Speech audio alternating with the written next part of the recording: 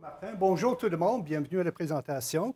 Je travaille à la Ville de Québec depuis 1985. Je travaille à Québec depuis plus longtemps que ça, mais comme employé municipal depuis 1985. Donc, ma présentation va être largement basée sur ce travail-là.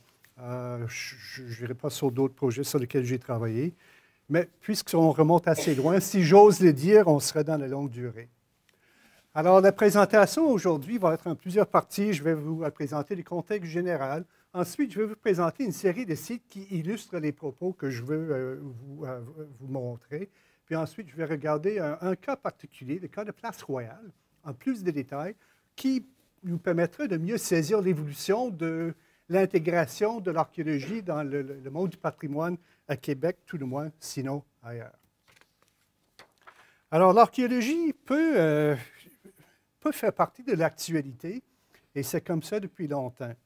Je pense que l'archéologie peut également être une métaphore sur ce qui se passe à un moment dans le temps, et si on remonte dans le temps aussi. J'aime beaucoup cette citation qui est en 4 variantes ici. Celui qui ne connaît pas l'histoire est condamné à le revivre, puisque c'est répété si souvent par autant de monde, j'ose croire que c'est vrai.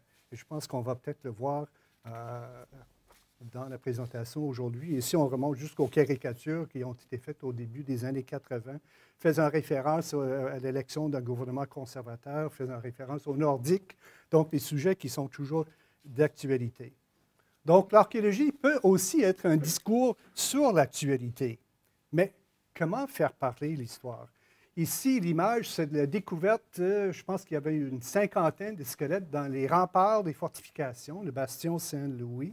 C'était des prisonniers anglais qui avaient été enfouis par les Français lors de la construction des fortifications parce que c'était des protestants, ils sont morts, ils ne pouvaient pas les mettre en terre consacrée.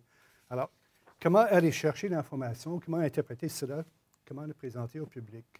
Alors, j'ai failli donner comme sous-titre, pour rester dans l'actualité, « Dialogue avec l'histoire ».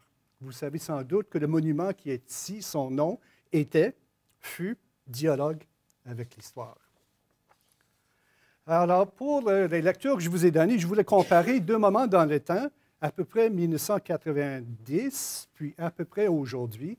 2 courtes lectures, la première dans l'actualité, la deuxième dans une revue qui s'appelle Forme.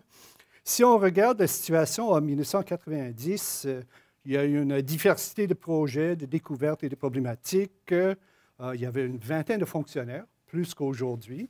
80 autres pratiquants. Il y a beaucoup plus d'archéologues professionnels aujourd'hui. Les équipements de base étaient en place, le Centre de conservation du Québec, le laboratoire et réserve d'archéologie du Québec. On avait des problématiques assez variées sur l'environnement. On avait en tête la diffusion des résultats au grand public. On voulait vraiment renseigner le grand public. Et l'archéologie à Québec avait déjà la réputation d'être un pôle pour la connaissance sur le régime français, parmi nos collègues aux États-Unis, parmi nos collègues en France aussi. Mais je dirais pour cette période-là que l'archéologie était réellement présente à peu près partout. Les gens ils disaient qu'il n'y avait pas beaucoup de budget, les budgets étaient maigres, mais on a toujours dit ça. Moi, je l'ai dit, je le dis toujours. C'était déjà un discours à l'époque et c'est quelque chose qui est resté avec nous. Donc, la présidente de l'Association des archéologues à l'époque a dit « L'archéologie québécoise n'est pas riche, elle se doit de courir au plus pressant en ville le plus souvent devant des bulldozers. » J'ose croire que maintenant, si on se met en 2010-2015, deuxième lecture, qu'on a réussi à s'insérer davantage dans le processus urbanistique. Je dis processus urbanistique, c'est assez général. Ça comprend l'urbanisme en tant que tel avec les lois et règlements. Ça comprend dans les projets d'aménagement urbain avec des architectes paysagistes, avec les ingénieurs qui réalisent des projets, avec les entrepreneurs qui les exécutent aussi. Donc, je pense qu'on peut dire que 25 ans plus tard, il y a une intégration assez solide de l'archéologie dans la ville, dans le fonctionnement de la ville. Alors, la connaissance de ce site-là, puis vous remarquerez bien que site est entre guillemets, je vois ça comme étant le croisement de la recherche et de la mise en valeur. Je crois que l'une ne peut pas se faire sans l'autre. On a vu à Québec qu'il y a une grande quantité de sites, d'artefacts, de collections, de choses à découvrir. une grande diversité également, et très important, de l'authenticité. Nous avons des choses qui sont vraiment uniques ici, et ce sont des vraies choses qu'on trouve aussi. Donc, dans un mot, tout cela, c'est riche, c'est de la richesse. Alors, cite cet entre guillemets parce que ça reflète un peu l'approche que nous avons prise ici. Je dis pris parce que c'était développé ailleurs. C'est une approche que nous avons empruntée à la ville d'Alexandria, en Virginie, où c'est le city as site, donc la ville comme site. Donc, où on va aller juste, non pas faire des fouilles ici, puis là, puis avoir plusieurs projets, puis ça va être le fun, tout le monde va s'amuser. On veut vraiment développer une connaissance, une vue d'ensemble, une cohérence dans les interventions, dans les actions et dans notre recherche sur ce site-là. Et l'une des choses que nous avons faites ici, en collaboration avec l'Université Laval, c'est avec Marcel Moussette et l'un de ses étudiants, Paul Gaston Langlais, a été de développer une approche, un modèle écosystémique pour utiliser sur les différents sites, pour nous permettre d'interpréter les données provenant de grands sites et de petits sites à plusieurs endroits, puis de les intégrer dans un modèle pour donner cette cohérence. Je crois que le temps est venu de refaire cette approche, cette problématique, de le réévaluer, mais ça a servi beaucoup et je pense que c'est quelque chose qui était vraiment très salutaire. Alors, en termes de richesse, en termes de variété, etc., tous les qualificatifs sont là. Si vous êtes inspiré par les deux présentations de cet séminaire cet après-midi, vous pouvez aller voir une troisième présentation ce soir au monastère des Augustines, dans le Vieux-Québec, sur les fouilles archéologiques qui ont été faites dans le cadre de ce grand et beau projet de mise en valeur du patrimoine. Alors, continuez sur le lancer. Alors, les lectures que je vous ai données pour la connaissance du site, il y en a plusieurs. Et en dernier, ce n'est pas dans la lecture que je vous demande de faire, mais je vous le suggère, Réginald en a parlé, la référence est ici. C'est le livre de Marcel Moussette et Greg Wasselkoff sur l'archéologie de l'Amérique coloniale française. Alors, si vous voulez avoir d'autres informations, je vous suggère très fortement de consulter ce livre-là. Dans les titres que j'ai mis ici pour votre lecture, ce que je souhaite que vous reteniez, c'est les notions de partenariat. Les données qui sont, les données qui sont présentées, les interprétations qui sont présentées là viennent des projets de la Ville de Québec, de l'Université Laval, de Parc Canada, du ministère de la Culture et des Communications, de la Commission de la capitale nationale. Donc, plusieurs intervenants. Puis je pense qu'on travaille beaucoup en partenariat ici à Québec, une synergie, une complémentarité. Ce n'est pas forcément, quoique ça peut l'être, mais ce n'est pas forcément un partenariat institutionnel où Parc Canada et la Ville de Québec vont conclure des ententes, quoique la Ville le fait avec l'Université Laval, mais c'est plutôt les gens, les professionnels qui travaillent ensemble, les cadres qui travaillent ensemble, la mobilité du personnel d'une institution à l'autre aussi. Moi, j'ai déjà travaillé pour Parc Canada ici à Québec. J'ai déjà travaillé pour le ministère de la Culture et des Communications. C'est le cas de beaucoup de gens qui travaillent ici. Ils vont d'une institution à l'autre, où ils travaillent comme consultants pour le solde de tous ces organismes-là. Donc, ça crée une communauté de pensée et de partage qui est vraiment assez important.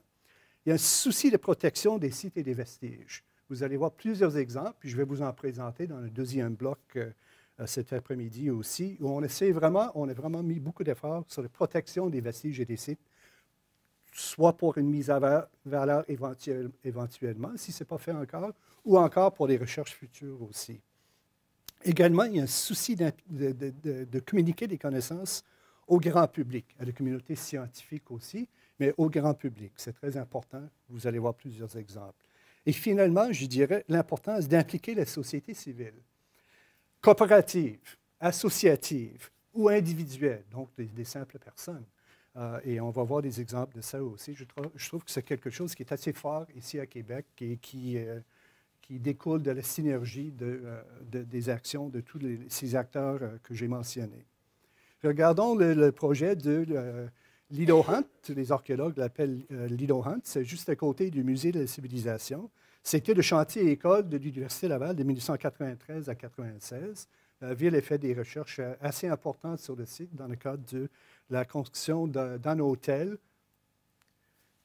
l'Auberge Saint-Antoine, connu par le public comme l'Auberge Saint-Antoine. Le public ne le connaît pas du tout comme le Lido Hunt. mais les archéologues le connaissent. C'est un site qui a été acheté par une famille aux années 80, au milieu des années 80, 87, je crois, la famille Price. Et nous les avons rencontrés lorsqu'ils montaient leur projet.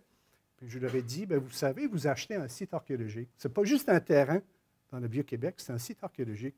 Puis il faut que vous vous en teniez compte dans le développement de votre projet. Ils ont dit d'accord. Je ne savais peut-être pas dans quoi ils s'embarquaient, mais ils ont vraiment bien fait ça. C'est vraiment été un plaisir de travailler avec eux. Puis ça a créé un projet vraiment exemplaire ici à Québec, au Québec, et dans le monde de l'hôtellerie, je dirais, sur le plan international aussi.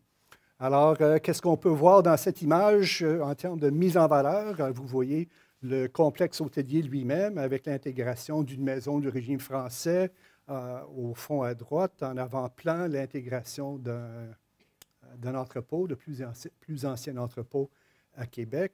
Mise en valeur de vestiges au centre de l'image, les vestiges du quai du régime français, à l'extérieur du bâtiment, à l'intérieur du bâtiment. Mise en valeur par la ville, les vagues que vous voyez dans le chaussée, ça représente le rivage à 3 périodes, à plusieurs époques, donc qui permettent au public de saisir la notion de l'évolution du port, de l'agrandissement du port, de la construction des quais, qui sont juste à côté, sur le rivage à différents moments dans le temps. Alors, ça donne une notion assez forte sur le port au régime français. L'importance des collections dans ce site, dans ce projet aussi. Il y a des collections vraiment très importantes provenant des quais qui étaient sur place, des habitations qui étaient construites sur le site aussi. Et ça a été intégré de façon vraiment formidable par les promoteurs de l'hôtel. Il y a des présentoirs à plusieurs endroits dans l'hôtel, les parties publiques. C'est public d'ailleurs, vous pouvez y aller pour les voir. Il y a un restaurant qui s'appelle l'Artefact. Il y a une petite salle de conférence avec des grands présentoirs juste à côté. Vous pouvez aller les voir. Puis dans les parties privées de l'hôtel aussi, en sortant de l'ascenseur, par exemple, il y a des petits présentoirs puis avec des artefacts à l'entrée des chambres. Il y a vraiment beaucoup. Je crois que je n'ai pas assez de temps pour vous décrire tout ce qui a été fait là. Mais notons tout simplement la façon vraiment très imaginative que les promoteurs ont intégré, réutilisé le patrimoine. Vous voyez à droite un artefact qui a été trouvé sur place, c'est Georges III dans une assiette. Et ils ont utilisé ça pour le modèle pour faire les assiettes, les grandes assiettes pour le restaurant Panache. Alors, si vous allez au restaurant Panache, vous mangez dans un artefact à toute fin pratique, une reproduction. Ils ont même repris les tessons. Là. Ils n'ont pas essayé de faire semblant qu'ils avaient une assiette complète. Ils ont vraiment montré que c'était un artefact. Juste à côté, Musée de la civilisation. La mise en valeur d'un bateau, des vestiges d'un bateau, donc une embarcation qui a été trouvée là, sur place, et mise en valeur in situ lors de la construction du musée, devant les vestiges du quai qui ont été conservés, mis en valeur à l'intérieur du musée aussi. Donc, c'est un artefact, un grand artefact. Dans ce cas-ci, on ne parle plus d'un tesson, mais vraiment d'un bateau. Puis j'ai eu vraiment des bateaux à 3 mâts aussi, alors des artefacts assez complexes sur d'autres sites, qui est mis en valeur in situ, encore une fois avec un message sur le port du régime français. Un autre projet, Palais de l'Intendant, c'était le chantier-école de l'Université Laval de 1982 à 1992. Et depuis 2000, les étudiants en archéologie, sous la direction de Réginald et de ses collègues, Alison Bain notamment, font des fouilles sur ce site-là. C'est une propriété municipale. C'est un site qui est très riche. C'est un site, il y a une problématique, un programme de recherche, un cadre de recherche qui a été développé avec les différents intervenants qui vise 3 aspects sur l'environnement. Sur l'environnement urbain, donc comment la ville a évolué physiquement avec la construction de bâtiments, évolution des bâtiments, voies de circulation, gestion des eaux usées, plusieurs aspects. Un autre volet sur l'environnement matériel et culturel. Donc, les riches artefacts, les collections très riches sur le site, allant jusqu'à une présence amérindienne avant l'arrivée des Européens, ou encore des objets provenant des biens du roi pour l'armée. C'était l'entrepôt, le magasin des biens pour l'armée. Donc, c'était incendié en 1712. Et quand il y a un incendie, heureusement pour les archéologues, mais malheureusement pour les personnes qui étaient là, ceux qui sont décédés particulièrement, Mais pour les archéologues, ça fait des sites très riches. Alors, on peut voir une partie de la richesse ici. Puis vous voyez en haut à gauche des pièces de fusil. Il y avait un atelier pour l'assemblage, pas de fabrication, mais l'assemblage des fusils de l'armée et des fusils comme objet d'échange protocolaire et de traite aussi. Et on peut trouver des objets façonnés et assemblés sur ce site ici, partout en Nouvelle-France, l'ancien territoire de Nouvelle-France. Donc, le long du Mississippi, jusque sur les sites de Greg Wasselkoff, dont on a parlé une couple de reprises dans le Mobile, en Alabama. Donc, des choses passaient par le site du Palais de l'Intendant. C'était vraiment une porte d'entrée pour le continent. Et on le voit dans la culture matérielle. C'est une porte d'entrée pour d'autres choses aussi, en termes pour le troisième aspect, l'environnement naturel. Les plantes qui étaient importées ici, soit pour la consommation avec des raisins frais qui étaient importés de l'Europe ici pour consommation sur place, ou encore d'autres des espèces introduites tout à fait accidentellement, des mauvaises herbes par exemple, dans les recherches de ma collègue Alison Bing, a identifié plusieurs espèces dont c'est la première présence reconnue de cette espèce en terre nord-américaine. C'est entré par les portes du Palais de l'Intendant. Donc, c'est un autre volet des recherches sur ce site-là. Des artefacts vraiment fascinants parfois, telles ces statuettes égyptiennes, réellement des statuettes égyptiennes aussi, ce n'est pas des copies, là. Ça date la première moitié vers 1720-1730 même, c'est assez précisément. Ça appartenait fort probablement à l'intendant de l'époque. Et ce que ça peut illustrer, c'est qu'il faut suivre la piste des découvertes. On sait rarement, quand on commence un projet archéologique, on a toujours une idée de ce qu'on fait, pourquoi, qu'est-ce qu'on peut trouver, mais on sait rarement exactement ce qu'on va trouver. Et ce qui est vraiment fascinant dans ça, trippant même, c'est qu'il faut comprendre, interpréter, communiquer ce qu'on trouve. Puis les statuettes ici, c'est un bon exemple de ça. Ça peut illustrer un principe que j'ai vu juste par hasard cette semaine. Il y avait c'est très anecdotique, mais il y avait une série de la BBC qui fait vraiment des productions de très grande qualité. Il y avait une série de 3 émissions que je n'ai pas pu voir ici parce que c'est bloqué sur Internet, mais j'ai vu des critiques, sur l'histoire des Celtes, donc l'âge de fer européen. Puis la personne qui faisait les critiques, c'est une archéologue britannique qui était un peu déçue. Puis elle disait que ils avaient utilisé les vieilles recherches, les vieilles idées, ils sont arrêtés à peu près en 1980. Et ils n'ont pas intégré à cette production tout ce qui était fait, puis il y en a eu énormément depuis les 30 dernières années, qui ont vraiment changé complètement la perception de l'âge de fer, donc les Celtes, la période pré-romaine en Europe. Bien, il y avait de beaux objets. Puis cet archéologue a dit que ça lui donnait l'impression que c'était History with Trinkets, ou de l'histoire agrémentée de la pacotille. Il faut faire très attention à ça qu'avec les collections archéologiques, avec les artefacts, ça ne devient pas tout simplement l'histoire avec la pacotille, parce que ça peut épater. Alors, l'îlot des Palais, c'est un site qui peut révéler beaucoup sur le passé, sur le Nouvelle-France et d'autres périodes aussi, il faut le dire. Et c'est interprété maintenant par la Société du patrimoine urbain de Québec. C'est ouvert au public. Vous pouvez y aller vous-même ou avec des groupes. Et c'est vraiment un site fascinant. Si vous pouvez y aller, je vous conseille très fortement de le faire. Juste à côté, à la place de la gare, ça s'appelle la place Jean Pelletier maintenant, mais juste en face de la gare du Palais, un module d'interprétation. Il y a plusieurs modules comme ça dans le Vieux-Québec et ailleurs sur le territoire de la ville qui présentent les découvertes, qui présentent l'histoire de la ville aux passants. C'est présenté aux endroits stratégiques, c'est une porte d'entrée pour les touristes. Ça présente l'histoire du chantier naval royal qui était sur place ici, des marchés qui étaient sur place, des gares. Il y a eu plusieurs gares sur ce site avant la construction de la gare du Palais actuelle. Et c'est vraiment un bon module. Et il y a une série partout sur le territoire de la ville. On va en avoir d'autres dans la présentation. Retournant à la Haute-Ville, vous vous situez sans doute immédiatement en voyant cette image. C'est un château, mais qui était caché sous la terrasse du Ferrand. Ça, c'est juste expliquer l'image. C'est en sortant de chez les dentistes un jour, j'ai vu ce panneau sur un abribus. C'était la publicité faite par Parc Canada pour le projet du Palais de l'Intendant. fantastique. C'était vraiment, pour un beau site, c'était vraiment une belle campagne de publicité. C'est vraiment l'archéologie dans la ville, ça. Quand tu sors de chez les dentistes, tu ne t'attends vraiment pas à avoir des choses comme ça. Alors, c'est pour le lieu historique national du Canada, les forts et châteaux Saint-Louis, qui sont sous la terrasse du Ferrand.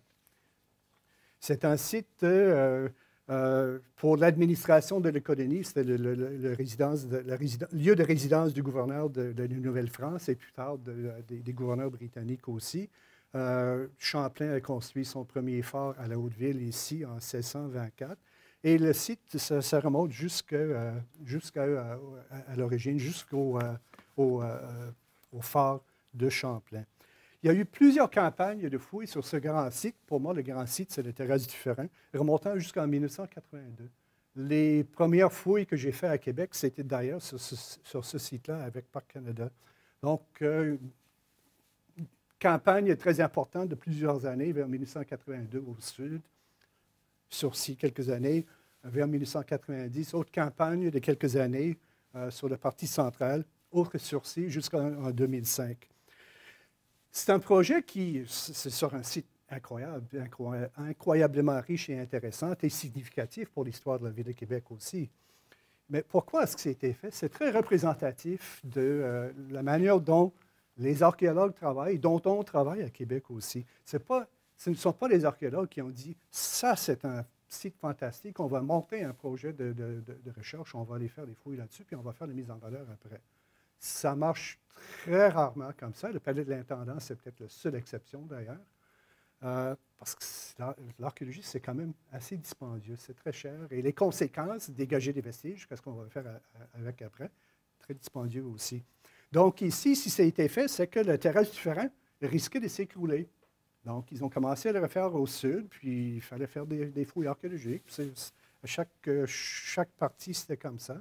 Puis, rendu vers 2005, tout ce qui restait à faire, la partie la plus compliquée, tout le monde le savait, vis-à-vis le château Frontenac, les ingénieurs ont dit, donc vers 2005, il faut reconstruire les terrasses. C'est tellement en mauvais état que si on ne le fait pas, on va le fermer. Ça va être fermé en 2008, 4e centenaire de fondation de la Ville de Québec. Personne ne pourrait y aller. Alors, imaginez l'impact touristique d'une décision comme ça. Donc, Parc Canada était obligé de monter un programme de consolidation, de reconstruction de la terrasse, consolidation des vestiges, bien sûr, et des recherches archéologiques, et ils l'ont très bien fait d'ailleurs. Il faut vraiment reconnaître la qualité de toutes les interventions, que ce soit sur le plan de la recherche, de la conservation, de mise en valeur, consolidation. Alors, il y a un château qui est maintenant sous la terrasse du Ferrand. Vous pouvez le visiter. C'est fermé l'hiver, mais pendant les saisons chaudes, donc quand il ne faut pas chauffer pour le garder ouvert, vous pouvez le visiter. Le patrimoine militaire était très présent sur ce site-là aussi, et là, un peu partout sur le territoire de la ville. Les fortifications, bien sûr, les remparts, des sites d'ouvrages défensifs. On ne les regarderait pas trop, il y en a un peu trop. Mais on peut trouver partout sur le territoire de la ville des choses qui relèvent du patrimoine militaire, dont les boutons militaires, soit de l'artillerie royale ou des ingénieurs royaux, ou des bombes, des fragments de bombes, des boulets, il y en a vraiment beaucoup, puis il y en avait vraiment beaucoup sur le site du Palais de l'Intendant aussi. Visitons maintenant, juste à côté, le site du Séminaire de Québec. C'est un site vraiment très intéressant. Je vais vous laisser lire ça pendant que je prends une gorgée d'eau. Donc, au début, c'est le musée du séminaire. Maintenant, ça fait partie du complexe du musée des civilisations, mais au début, c'était le musée du séminaire. Ils voulaient agrandir le musée dans la cour, donc au centre de la grande cour, au centre.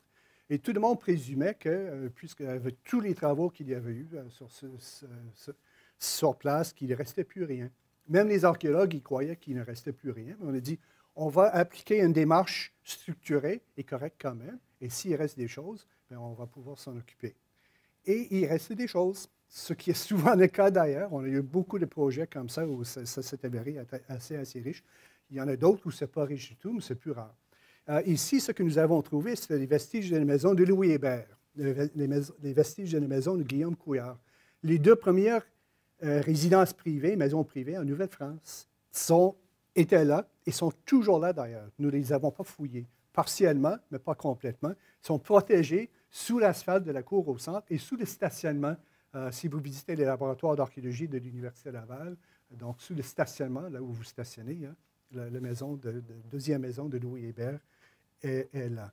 Et qu'est-ce que nous avons trouvé? Des artefacts, même des peu de fouilles que nous avons fait, des artefacts tout à fait fascinants qui peuvent, je dis peuvent parce que je lance des hypothèses ici, mais quelqu'un devrait prendre le flambeau et faire des recherches là-dessus. Il y a des projets de maîtrise, peut-être même des doctorats là-dessus, peuvent illustrer la vie réelle, la présence réelle des premiers Européens arrivés ici. Louis Hébert, vous le savez, il était présenté comme agriculteur, premier colon de Nouvelle-France. Ça relève de l'historiographie au 19e siècle. Il y a le monument dans le parc Montmorency juste à côté. Il était apothicaire, oui, mais il est présenté comme le premier colon. Alors, les artefacts qui sont ici parlent de la vie domestique. On sait, puis je vais cibler la partie de la vie domestique, on sait qu'il y avait 3 jeunes Amérindiens, des Inuits, de la Côte-Nord, qui vivaient chez eux. Mais quand on voit les perles de traite en haut à gauche, par exemple, c'est la monnaie de l'époque. Pourquoi est-ce que Hébert ou Couillard avait ça? Ils ne pouvaient pas participer aux activités de traite. Ils n'avaient pas de licence. Pour eux, c'était illégal. C'est une licence royale. Alors, est-ce qu'il était contrebandier? Est-ce qu'il faisait des marchés noirs avec les Amérindiens en montant des réseaux à partir des jeunes filles qui restaient chez lui? Si c'est le cas, ça change vraiment l'histoire quand même. Ce n'est pas un changement majeur, mais ce n'est vraiment pas l'historiographie du 19e siècle. Puis je pense que ça, c'est un site qui pourrait vraiment livrer plus d'informations sur ce sujet-là. Et voici un objet iconique pour ce site, donc un pot d'apothicaire qui appartenait fort probablement à Louis Hébert. Et ce qui est intéressant, c'est qu'on peut rarement, sur un site archéologique, trouver un objet puis dire que ça appartenait à un tel ou une telle. Normalement, c'est relativement anonyme. Mais dans un cas comme ici, on peut présumer fortement que c'était réellement des objets domestiques de Louis Hébert. Puis c'est quand même quelque chose quand on prend ça. Il y a 400 ans, il y a presque 400 ans, Louis Hébert, il utilisait ça. C'est fort. Et une autre découverte sur le site du Séminaire de Québec, l'archéologie, ça peut être un sujet explosif. On va avoir des exemples de ça en conclusion de la présentation. Mais des bombes qui sont trouvées. Et ces bombes, parfois ça a explosé, parfois non. Parfois, ça peut être chargé de poudre. On peut le voir s'il y a toujours l'amorce qui est là-dedans, un bouchon de bois. Et si la poudre noire est toujours là-dedans, tant que la poudre est sèche, c'est dangereux. Ça peut exploser n'importe quand. Et on ne voudrait pas être à côté de ça quand ça explose. Alors, quand ça arrive, on peut soit appeler la Sûreté du Québec. S'ils viennent, ils vont prendre ça, ils vont le faire exploser. Ou on peut appeler les artificiers de Valcartier qui vont venir, qui vont le désamorcer et qui vont le retourner. Et on peut l'intégrer aux collections pour la mise en valeur.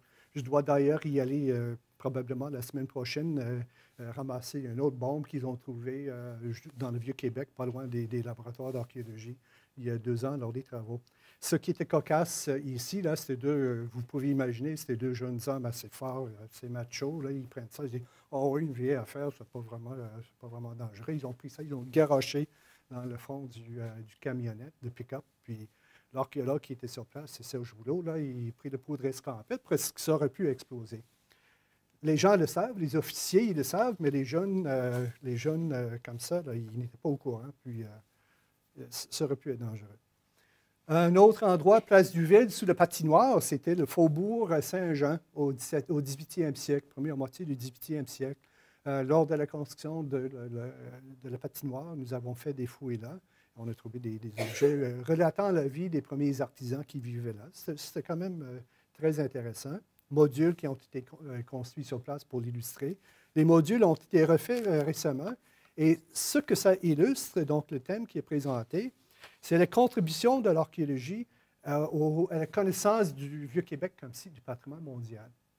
Alors, si vous y allez, vous allez voir, ce n'est pas une belle image, mais sur place, en consultant cette carte-là, vous pouvez voir que ça identifie une série de sites qui sont interprétés pour le public ou qui sont ouverts au public, donc vous pouvez aller les voir. Donc, c'est réellement de mettre le public visiteur touristes ou locales, peu importe, en contact direct avec les richesses archéologiques du Vieux-Québec et du quartier Saint-Jean-Baptiste et Saint-Roch aussi, si on se tourne de l'autre côté, là, mais je voulais limiter ça au Vieux-Québec pour le moment. Un autre site dans le quartier Limoilou, le parc du Vieux-Passage, donc un pont qui traverse maintenant. Il n'y avait pas de pont à l'époque, au 18e siècle. Il y avait un pont flottant qui avait été fait. Mais, donc, c'est le parc du Vieux-Passage pour des ouvrages temporaires qui ont été érigés par le parc Montcalm pour une partie d'une série de fortifications temporaires sur la côte de Beauport jusqu'aux chutes Montmorency. Et il y avait un ouvrage à cornes temporaire ici pour empêcher l'armée britannique éventuellement de traverser la rivière Saint-Charles. D'ailleurs, cette stratégie a marché. Hein. Les Britanniques n'ont pas débarqué sur la côte de Beauport. Ils l'ont essayé, ils ont été repoussés. Alors, vous connaissez tout le reste de l'histoire, donc je n'en parlerai pas plus, mais ça a marché. Donc, le public, la population, en aménageant ce parc-là, ils voulaient rappeler la présence de ces ouvrages militaires. C'est un peu leur citadelle à eux, on peut croire. Et la ville a construit une réplique à échelle réduite. Et en dur, c'est en maçonnerie, ce n'est pas en bois puis en terre comme l'original. Mais ça reprend en tout point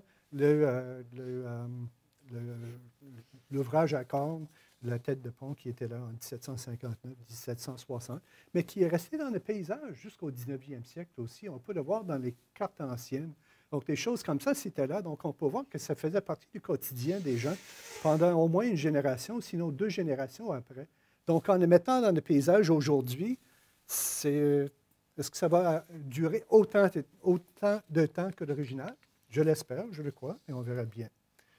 Un autre projet, cette fois-ci à Beauport, c'est en collaboration avec le Conseil de fabrique. C'est juste à côté de l'église de la Visitation de Beauport.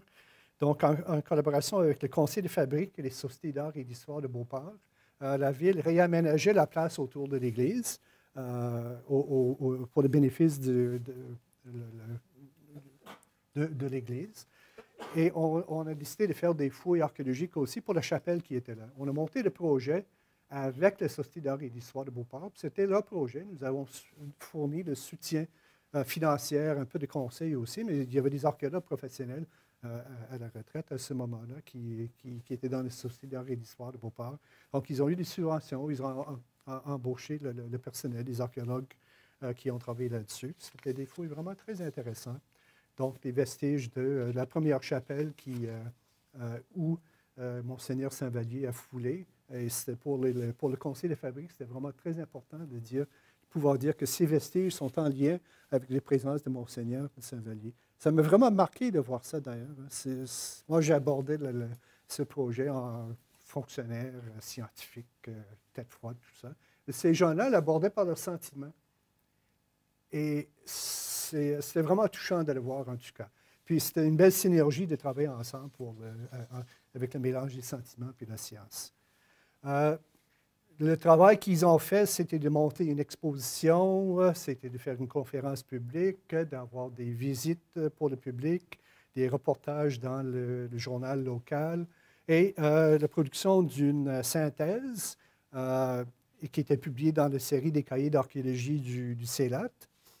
Et je pense que je lançais une hypothèse, mais j'ai l'impression que ce site-là, c'est qui montre la collaboration entre les villes, l'université, le ministère de la Culture et des organismes associatifs du milieu, donc la société civile, que ça illustre quelque chose. Puis l'hypothèse que je lance, c'est que pour les gens de la place, on est dans un contexte de mouvance assez important maintenant, avec fermeture d'églises, fusion de paroisses. Ça bouge beaucoup. C'est assez déstabilisant pour les croyants, les gens qui faisaient partie de cette communauté-là.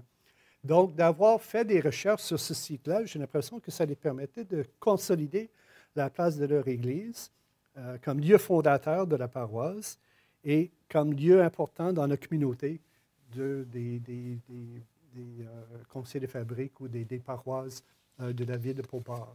Donc, c'était peut-être l'instrumentalisation de l'archéologie, mais d'une façon tout à fait positive. Autre projet qui a été fait avec la collaboration du Conseil de fabrique. Nous sommes au Très Carré de Charlesbourg, ici, donc au centre. Vous voyez l'église Saint-Charles-Borromée à droite et un parc au centre. C'est un parc, c'est un cimetière aussi autrefois, mais maintenant, c'est juste considéré comme un parc. Et il y avait une chapelle, la première chapelle de la place, qui s'élevait au milieu de ce parc. Alors, les gens de la place, ils voulaient faire, pour un peu dans la foulée des projets du 400e, ils voulaient faire la mise en valeur de ce site-là. Ils voulaient faire le rappel des vestiges en surface. Alors, il fallait travailler avec eux quand même pour plusieurs choses. Premièrement, ça avait été un cimetière, puis c'est toujours un cimetière. Pour certaines personnes, ça avait été fermé, qu'il y avait eu des translations des restes. Donc, ils pensaient qu'il ne restait plus personne là. Ils étaient tous dans un autre cimetière. C'est rarement, très, très rarement le cas. Je pourrais vous en nommer un ici à Québec. Ailleurs, ça semble être à peu près la même chose. Ils peuvent peut-être prendre quelques os, puis c'est symbolique, puis ils vont aller dans un nouveau cimetière, mais ils laissent la grande majorité des défunts sur place. Donc, il fallait tenir compte de ça. Ensuite, trouver les vestiges de l'Église. Donc, il fallait adopter une méthodologie qui dérangeait le moins possible la présence de sépultures, dont on soupçonnait l'existence, puis ça s'est avéré, qui protégeait la forêt urbaine aussi. C'est une forêt mature, des arbres matures sur place, donc la structure racinaire assez délicate. Donc, il y avait une convergence de préoccupations, de contraintes, qui a donné un projet vraiment très intéressant, où on a construit, vous voyez, les panneaux en verre éclairés, au fond, qui rappellent l'abside de l'église. Il y a des fenêtres qui ont été gravées dans le verre qui rappellent la présence des fenêtres, qui donnent un peu l'échelle. Il y a des textes qui ont été gravés dans les différents panneaux qui racontent l'historique du site. Et il n'y a à peu près pas d'excavation pour ce projet. Donc, il y en a eu un petit peu pour des sonopieux, là, pour les bases des modules, mais pour tout le reste, à peu près pas d'excavation. Et des choses qui sont déposées en surface pour protéger les sépultures, pour protéger les racines aussi. Et on a utilisé les dalles posées en surface pour démarquer le site, plutôt que de faire le rappel en surface des vestiges de l'Église. Il aurait fallu faire beaucoup de fouilles, exhumer beaucoup d'individus. C'est quelque chose qui est assez difficile à gérer dans le climat ici, d'avoir les vestiges maçonnés visibles en surface. Là. Donc, on a pris une autre approche. Alors, moi, je suis vraiment très satisfait de ce projet. L'architecte paysagiste qui a travaillé là-dessus également, et les gens de la communauté le sont aussi. Site de la visitation à Sainte-Foy. Je crois que c'est le site de la troisième église de Sainte-Foy. La première était même sur le campus ici, pas loin d'ici. Puis l'équipe d'archéologues sous la direction de Réginald, ils ont fait des recherches sur le campus dans le cadre des projets d'aménagement pour trouver les vestiges de cette église. Mais c'est la troisième église qui est le grand vestige au centre de Sainte-Foy. Ça, c'était fait avant que je sois c'était l'ancienne ville de Québec. Moi, j'étais l'ancienne ville de Sainte-Foy. Moi, j'étais à Québec à ce moment-là. Mais c'est quand même, il y a une préoccupation de conserver ces vestiges et les mettre en valeur pour le public. Et juste pour montrer comment les sites évoluent aussi, même cette semaine, j'avais un archéologue sur place qui faisait la surveillance des travaux. Elle avait fait des sondages préalables cet été, puis elle a fait des surveillances des travaux cette semaine pour la construction d'un monument aux familles souches qui va être érigé sur place. Donc, encore une fois, c'est pour rejoindre la communauté. Un autre site, le long près de la promenade Samuel de Champlain, le boisé Téconondé, excusez-moi. C'est un projet de la Commission de la capitale nationale du Québec, donc un autre intervenant. C'est sur un petit plateau intermédiaire en montant à partir du fleuve jusqu'à la Haute-Ville. Il y avait un petit village européen sur place aussi, des gens qui travaillent dans le chantier naval. C'est un site archaïque qui va jusqu'à 6000 ans avant aujourd'hui, puis une mise en valeur dans un endroit tout à fait inattendu si vous montez la côte qui est là ou si vous montez l'escalier. Vous n'attendez pas à voir ça, puis c'est vraiment très bien fait. Maison des Jésuites de Sillery, donc juste en bas du site que je viens de vous montrer, sur la promenade Samuel de Champlain. On remonte aux origines de la Nouvelle-France ici aussi. C'était vraiment l'une des premiers lieux pas vraiment de colonisation, mais c'est les, les, euh, les Jésuites qui s'installaient là pour sédentariser les Amérindiens. Et c'est 1638, je pense, le début pour la construction d'un petit phare qui était sur place et dont il reste beaucoup de vestiges toujours sous le stationnement, sous la rue, sous l'asphalte et à l'intérieur du complexe, et voire même sous les maisons qui sont à côté, parce que c'est un complexe qui était pas mal plus grand que le site de la maison des Jésuites d'aujourd'hui. Découverte de bombes sur ce site-là aussi. Il y en a réellement partout à Québec. C'est surprenant. Je n'exagère point en disant ça. Mise en valeur des vestiges de la chapelle Saint-Michel et un artefact amérindien aussi, juste l'un parmi d'autres, un petit pipe amérindien qui parle de la présence des Amérindiens sur ce site-là aussi. Regardons maintenant le site de Place Royale. Donc, on va suivre un site très brièvement, mais quand même, à travers le temps. Donc, on va remonter jusqu'aux années 70. Vous savez peut-être, peut-être pas, quand le projet de Place Royale a commencé en 1967, c'était pour le centenaire du Canada. On imagine mal ça aujourd'hui, mais c'était vraiment ça l'origine du projet. C'était la contribution du Québec au centenaire du Canada. Alors, regardons donc ça. La lecture que je vous ai suggérée pour ça, c'est Isabelle Faure, La reconstruction de la Place Royale à Québec. Ça, c'est juste un petit article qui est tiré de sa thèse de doctorat, que je n'ai pas lu. J'ai juste lu les articles qu'elle a produits.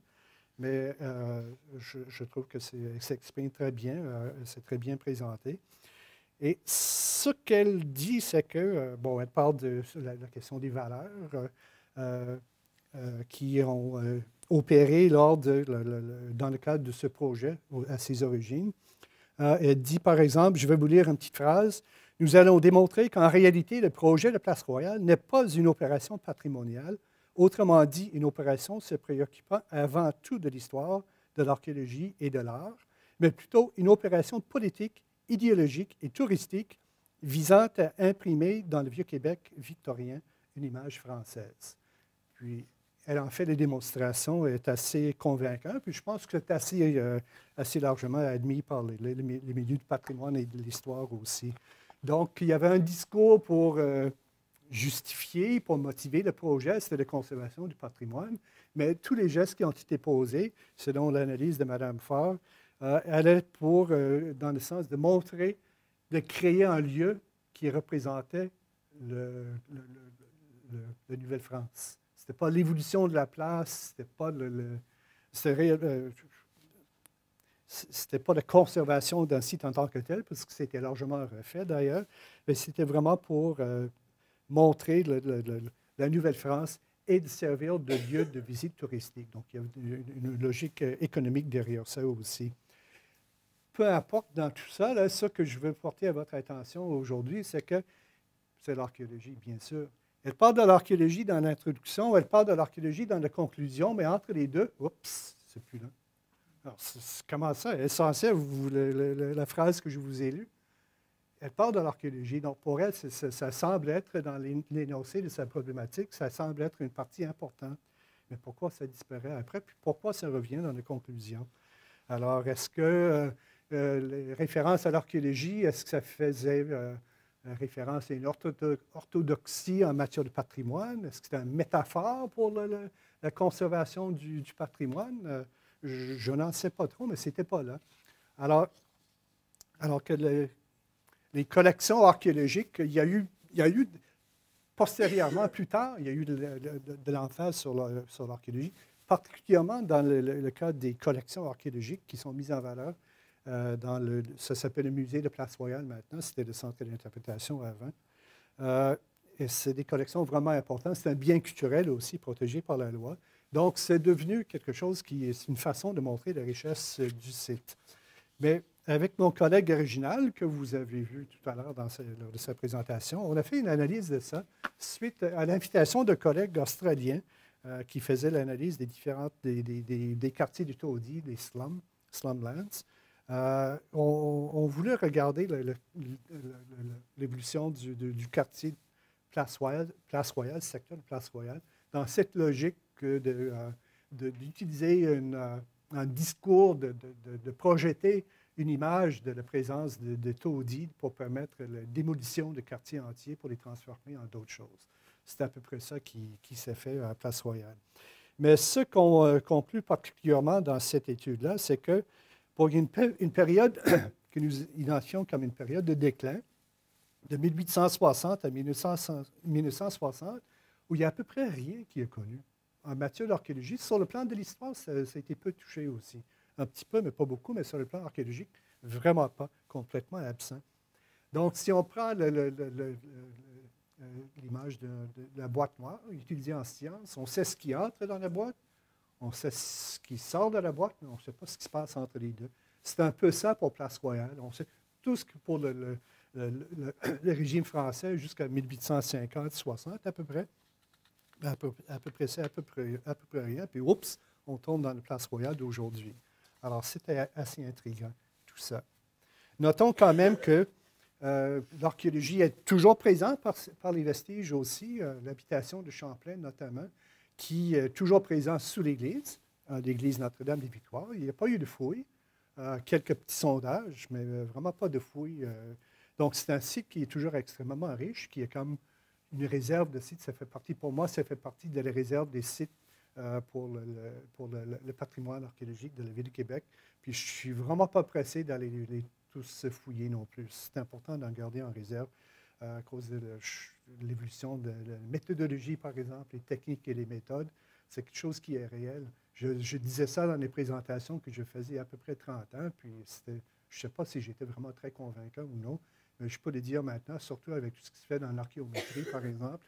Il y a eu beaucoup d'évolution dans les techniques et les méthodes. Alors, c'est réellement important de garder des sites archéologiques en réserve. Alors, l'archéologie, c'était peut-être une métaphore pour l'orthodoxie de la conservation du patrimoine dans le cadre du projet de Place Royale. Regardons vraiment dans quasiment la fin. Je suis toujours à l'intérieur de mes 59 minutes. Le cas de la batterie royale. Quand la batterie, vous le voyez en bas à gauche, quand je suis arrivé à Québec en 1978, c'est l'un des lieux magiques que j'ai découvert. C'était beau, j'adorais ça. C'était vraiment le fun d'aller sur place. C'était reconstruit comme, je savais que c'était reconstruit, mais c'était bien fait, comme une batterie du 17e siècle, 1692, fin du 17e, avec la maçonnerie qui avait été reconstruite, des canons, des reproductions de canons, toutes les fascines à l'intérieur du parapet, les plateformes à canons. Ça donnait vraiment, c'était une image forte d'une place fortifiée, d'une batterie de cette période-là. Avec le temps, c'était délaissé. C'était en assez mauvais état jusqu'à tout récemment. J'aurais pu vous montrer des photos de ça, mais c'est un peu trop déprimant, alors je ne voulais pas le faire. Mais ça a été refait. Ça vient d'être refait. Ça a gagné un prix de la Commission d'urbanisme, un des prix du public, je crois, de la Commission d'urbanisme et de conservation de la Ville de Québec. Et vous pouvez voir comment c'est fait. Ce n'est pas ce que j'ai décrit. Ce n'est pas le lieu magique que j'ai découvert en 1978. C'est beau. C'est un petit parc urbain maintenant. Ce n'est plus une représentation fidèle d'une batterie du 17e siècle. Vous voyez, il n'y a plus de fascines. En haut à droite, vous voyez il y a un petit coin où ils ont refait des fascines derrière les parapets. Vous les voyez à peine. Mais partout ailleurs, ils ne les ont pas fait. Ils voulaient dégager de l'espace pour que les gens puissent circuler. Alors, les canons sont en retrait. C'est un peu difficile de voir, de comprendre comment ça pouvait fonctionner comme une batterie en voyant des canons comme ça. C'est une image, ça crée de la confusion plus que d'autres choses. Et il y a même le petit ponton qui a été mis sur place pour le relier à la place de Paris, qui est juste à côté.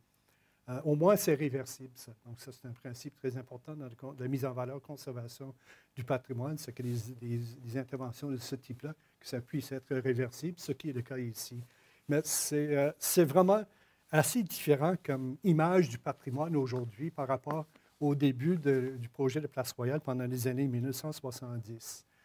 Les gens, ils connaissent moins l'histoire maintenant, donc ils ne savent même pas. Ils sont peut-être moins sensibles à ça maintenant aussi. Est-ce que le patrimoine est une préoccupation comme ça pouvait l'être il y a 30 ans? Ce n'est peut-être pas le cas aussi, mais ici, c'est un cas type de l'évolution du patrimoine. Alors, revenons au dialogue avec l'histoire. Dialogue interrompu. Le monument a été démoli tout récemment. Est-ce que c'est la déconstruction, comme dans la déconstruction architecturale? Est-ce que c'est la révision de l'histoire, comme dans le cas de la création du musée canadien, musée de l'histoire canadienne? Je maîtrise, je n'arrive toujours pas à prononcer le nom comme il faut. Ou encore un autre cas, est-ce que c'est des démolitions, comme un cas tout récent à Montréal avec les villages des tanneries, avec une démolition d'un site archéologique qui était quand même assez important. Est-ce une tendance, tout ça? Est-ce une nouvelle dialogue avec l'histoire? Juste une petite parenthèse avant de revenir à la ligne que je veux développer, c'est que des projets en dessous, des sites en dessous des autoroutes, ça peut être mis en valeur. Ici, c'est Fort York à Toronto. C'est l'autoroute qui longe le lac Ontario, juste à l'ouest de la tour CN. Je pense que la première fois que j'ai entendu parler, que j'ai entendu dire le mot patrimoine, ça a dû être vers 1965. J'étais jeune, j'étais un ado, et ils construisaient cette autoroute. Et il passait au milieu du phare Fort York qui était juste là. Et il y a eu des débats incroyables pour ou contre. Ils ont fini par tasser l'autoroute un petit peu pour conserver le site. Alors, c'est un vieux débat tout ça, mais c'est pour montrer que même dans le cadre des travaux autoroutiers, on peut préserver les sites. Alors, je reviens à mon discours principal, c'est que, est-ce une tendance, j'ai dit? Bien, ne perdons pas la boussole quand même. Je pense qu'il faut relativiser les choses. On trouve des bombes ici, mais on ne fait pas sauter des sites du patrimoine mondial comme il se fait ces jours-ci, ces temps-ci ailleurs, en Syrie notamment. Donc, on voit que le patrimoine, ça doit avoir une très grande importance pour que les gens s'en servent de cette façon-là pour les fins de propagande, d'atteinte à la dignité du peuple eux-mêmes. Donc, je pense que ce serait vraiment exagéré de dire qu'il y a une tendance pour la démolition du patrimoine maintenant. Je pense que c'est contextuel. Et l'avenir dans tout ça, qui décide qu'est-ce qui est du patrimoine, qu'est-ce qui est patrimonial? Qui décide qu'est-ce qui est important et pourquoi? Bien, je ne donnerai pas de réponse aujourd'hui. Il faudrait m'inviter pour une autre présentation une autre fois. Mais je peux donner des pistes de réponse. Dans le cas de Québec, je pense qu'on peut dire que les collections archéologiques sont vraiment quelque chose de très important maintenant. Avec toute la question des collections archéologiques de Place Royale, toute la mise en valeur qui a été faite par le ministère de la Culture avec un site web qui a été lancé à la fin de l'été, puis je crois qu'il reste toujours 1 ou 2 modules à lancer. Il se fait toutes les 3 semaines à peu près. Donc, c'est de montrer la richesse et l'importance des collections archéologiques à Québec et de permettre leur mise en valeur. Alors, réellement, pour conclure cette fois-ci, je pense aussi que pour l'avenir, ce qui est important, c'est vraiment de communiquer l'information au public scientifique, public grand public, aux écoliers, vraiment au public. Donc, de communiquer cette information. Vous venez de voir l'exemple de Place Royale. Il y en a eu d'autres par le ministère de la Culture et des Communications. À la Ville de Québec, nous avons créé des pages web sur l'archéologie. Ça a été lancé en 2014, une première phase d'une vingtaine de sites. Il y a une deuxième phase qui va être lancée d'ici 2-3 mois. Donc, il va y avoir une quarantaine de sites sur les territoires de la ville qui ont été analysés ou décrits suivant une série de thématiques qu'ils ont présentées ici. Et ça donne vraiment une assez bonne image de la richesse archéologique du territoire de la Ville de Québec, de l'histoire de la Ville de Québec. C'est un outil qui peut servir pour l'éducation ou juste pour l'information générale aussi. Puis, je trouve que le niveau d'information là-dedans est vraiment excellent aussi, si je peux le dire. Parce que ça permet à tous les niveaux d'aller saisir quelque chose. Ce n'est pas rédigé uniquement pour un public de à peu près 12 ans d'âge, ce qui peut arriver dans ce type de projet. Il y a même des références bibliographiques aussi, ce qu'on voit assez rarement dans ce type de production aussi. Donc, même pour les chercheurs, j'ai eu une requête d'un chercheur de Paris juste cette semaine qui veut avoir de l'information sur les objets provenant de l'un des sites. Alors, sur ce site aussi, il y a 2 documents PDF. C'est 2 documents qui ont été produits en 2010 et 2011, je crois, ou 2011 et 2012. inséré, à chaque fois, c'était inséré dans le journal municipal, distribué dans tous les quartiers. Donc, tous les ménages de la ville ont reçu ce journal. C'était imprimé à 250 000 exemplaires. Puis une année, c'était quoi, les lieux publics, puis l'autre, c'était sur les grands sites archéologiques, les deux thèmes. Alors, ça veut dire que chaque ménage et potentiellement chaque résident de la Ville de Québec a eu un contact direct avec l'archéologie. Quand je raconte ça à mes collègues américains, britanniques, peu importe, là, ils n'en viennent pas. Un projet avec le tirage d'un document à 250 000 exemplaires distribués dans tous les foyers d'une ville, là, ils n'ont jamais vu ça. Alors, je pense que c'est un bel exemple de l'effort fait par la Ville. C'est un projet fait sous la direction, avec la collaboration de mes collègues au service de la culture. Ça ne vient pas de moi, ni de ma tête, ni de mes mains, mais c'est un projet collectif pour la Ville de Québec. Puis je pense que c'est vraiment un excellent outil. Alors, c'est toujours important de mentionner le partenariat que nous avons depuis 1982 avec le ministère de la Culture et des Communications, partenariat financier, technique, politique, vraiment une collaboration exceptionnelle. Alors, merci, puis vous avez été très patient, j'ai pris plus de temps que prévu.